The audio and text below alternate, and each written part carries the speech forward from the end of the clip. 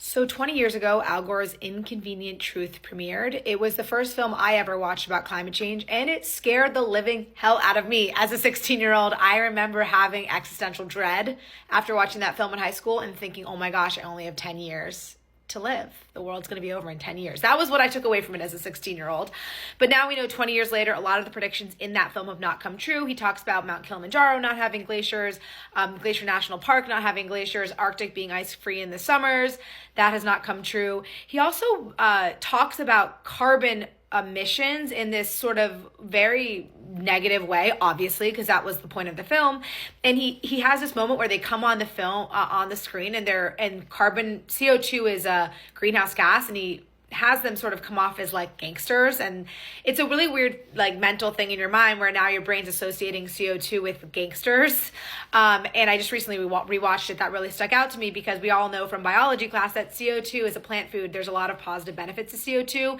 And the way that his film discussed it, it became not a nuanced thing that has these positives, but also has this side effect. It just became, these are gangsters. We don't, why would you want gangsters in the atmosphere? Very, very tricky propaganda work that he did there.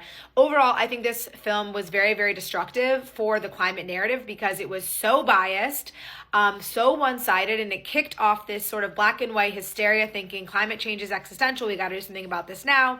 And it really shoved to the side the idea that there was any discussion still happening in the scientific community about the state of climate change, which is not true. We know that climate scientists have been wrestling with how much are we impacting the climate? How much can we even impact the climate by going carbon zero?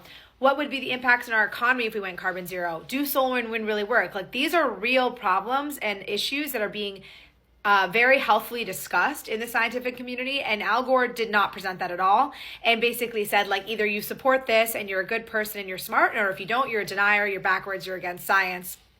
And ultimately, even the premise that climate change is inherently dangerous, obviously we know that is not true at all. 2025 is on track to be one of the safest years from climate disasters ever, in the sense that less people have died from climate disasters in 2025 than in the history of when we've had records of this stuff. And obviously every year there can be outliers and there'll be years that are worse or better, but the trends are all going in our favor in the sense that we're safer than ever. We are richer globally than ever, less people are in poverty, and we have the highest amount of abundance and choice in the history of the planet. So I do not like Inconvenient Truth. I wish it honestly had never been made. I think it's done more harm than good.